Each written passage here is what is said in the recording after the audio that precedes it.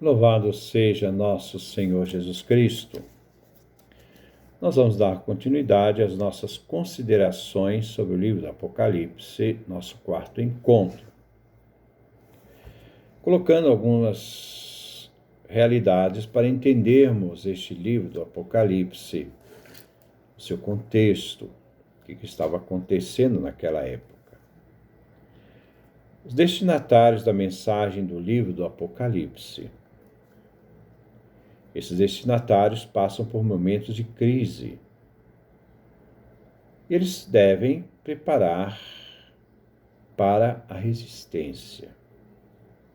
Os destinatários devem estar firmes para enfrentar as dificuldades que a comunidade cristã do final do primeiro século irá enfrentar.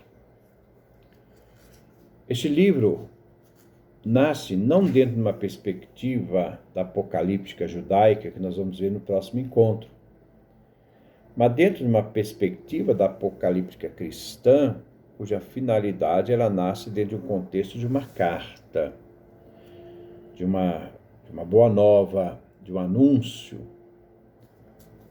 todo centrado nessa grande liturgia onde o Cordeiro imolado está lá do lado do trono, do lado do Pai. Aquele que subiu aos céus está sentado do lado do trono. Está do lado do trono do Pai, que está sentado no trono. Este livro nasce no contexto de um grupo de fiéis do primeiro século. Eles são os destinatários do livro e foram chamados de cristãos joaninos, que formavam as 7 comunidades joaninas, que eram comunidades vinculadas ao apóstolo João, não só cidades, mas o entorno daquelas cidades, daquela região. Trazem essa autoridade joanina.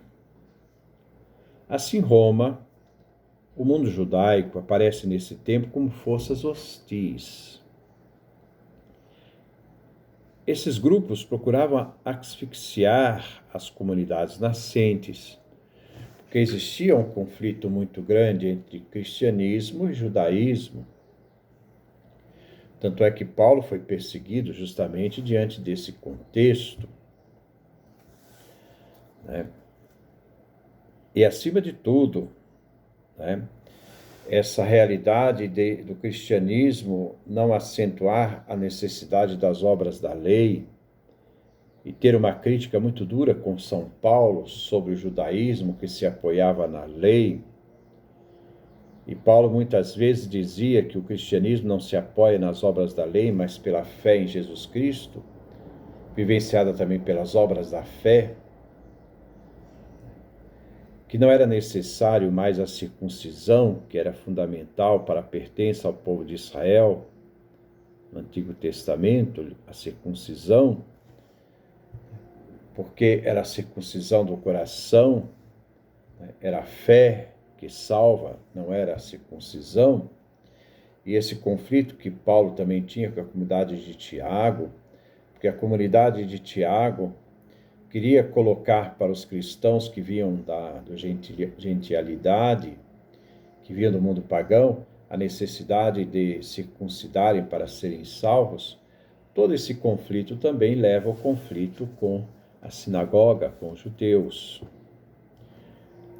E também esse conflito que vai levar com a questão da culpa que Nero vai colocar aos cristãos de terem sido responsáveis pelo fogo de Roma.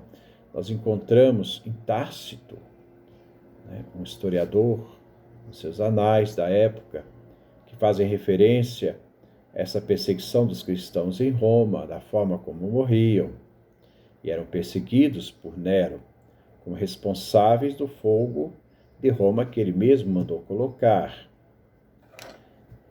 Ou então, nós vamos ver essa realidade da comunidade judaica, que se uniu a Pompeia para poder incitar Nero a acusar os cristãos de terem sido colocado fogo em Roma.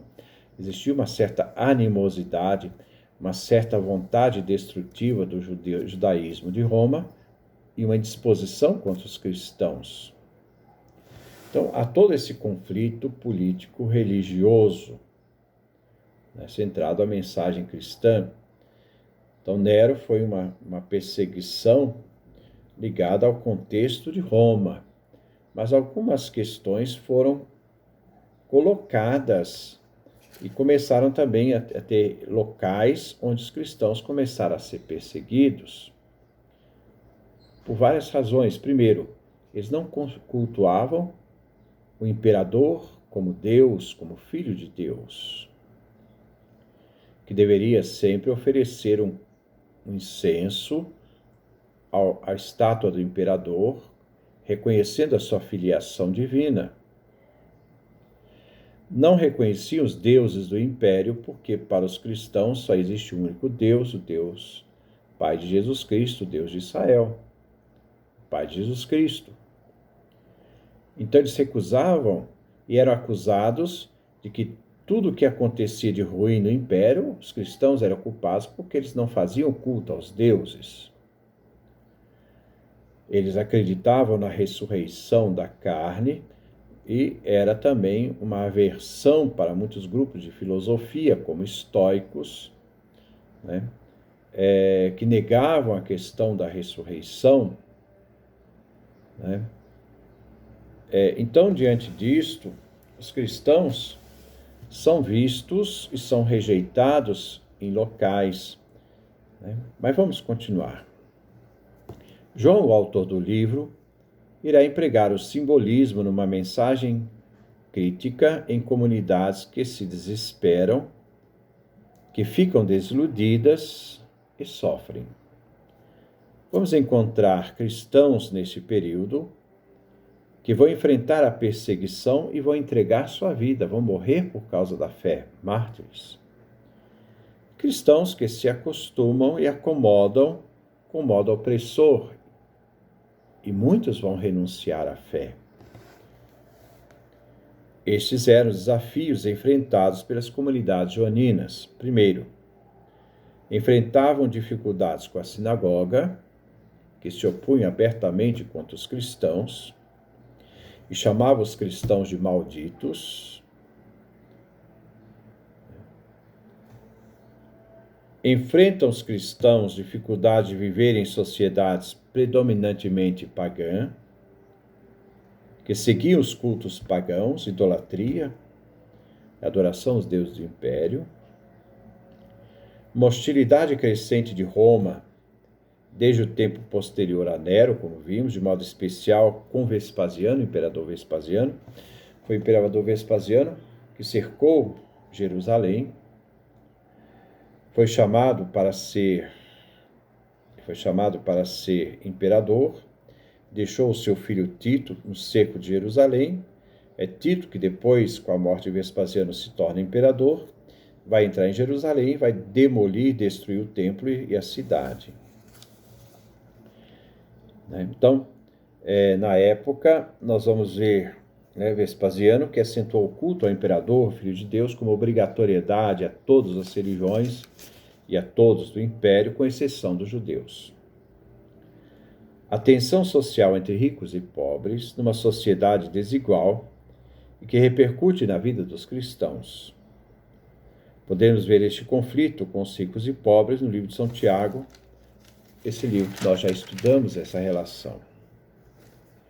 Os ricos pagãos aproveitavam dos cristãos e da sua vulnerabilidade para explorá-los. Podemos afirmar que o contexto histórico que fez João anunciar a revelação ao Apocalipse revela um momento histórico de uma comunidade perseguida pelas autoridades romanas e judaica. O livro está destinado a consolar e acompanhar a vida dos cristãos. O livro quer denunciar os cristãos que se acomodaram, que perderam a força da fé, que perderam a garra de vivenciar a fé no mundo de conflitos e dificuldades. João, no Apocalipse, quer fazê-los despertar, acordar, criar espaços de resistência, reação diante da opressão. Então, não se deixarem ser vencidos, porque é uma realidade que os cristãos, que naquela época eram minoria, sofriam toda aquela pressão, né, para renunciar à fé, para serem engolidos pelo próprio paganismo e a tentativa do judaísmo da época de acabar com o cristianismo. As comunidades cristãs irão ler esse livro numa perspectiva profética, procurando vivenciar que a violência, isto é, a força despótica dos reis romanos, dos imperadores,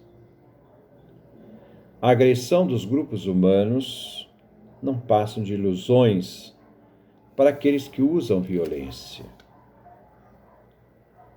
Que os cristãos não poderiam ter medo da violência e que deveriam sustentar a fé, como diz Jesus, perseverando que ireis ganhar a vida, não renunciar diante das opressões e dificuldades.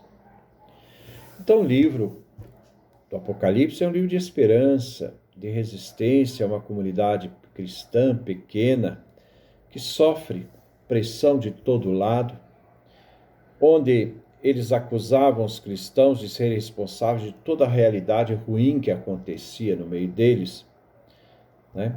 Se tinha um terremoto, por que teve terremoto? Porque os cristãos não cultuam os nossos deuses, porque os cristãos não são pagãos, os cristãos rejeitam os nossos deuses. Mas os cristãos não podiam aceitar os deuses. Os cristãos diziam, não, seus deuses não são nada, nosso Deus é único. Só existe um único Deus, o Pai de Jesus Cristo. E, ao mesmo tempo, qualquer realidade da comunidade cristã era vista como uma realidade perigosa. Então, era a comunidade de cristãos, né, que colocava em risco a unidade do império, a paz do império. Então, eles tinham que ser eliminados, ser sufocados, provocar neles pessoas que possam renunciar à fé, desacreditando o cristianismo a partir daqueles que eram cristãos e depois retornavam ao mundo pagão, aceitando os deuses pagãos, renunciando à sua fé. Tudo isso vai provocar questões na comunidade cristã. Questão de fragilidade, uma questão de uma comunidade que vive em situações de conflito. E esse livro vem para mostrar à comunidade cristã a ficar firme. Porque se o poder do mundo acha que domina, né, a vitória de Cristo sobre a morte já é garantia de que o poder do mundo é efêmero e passageiro. É o poder divino que foi instaurado na história, esse que permanece na história e que os cristãos anunciam. Então, que possamos depois continuar.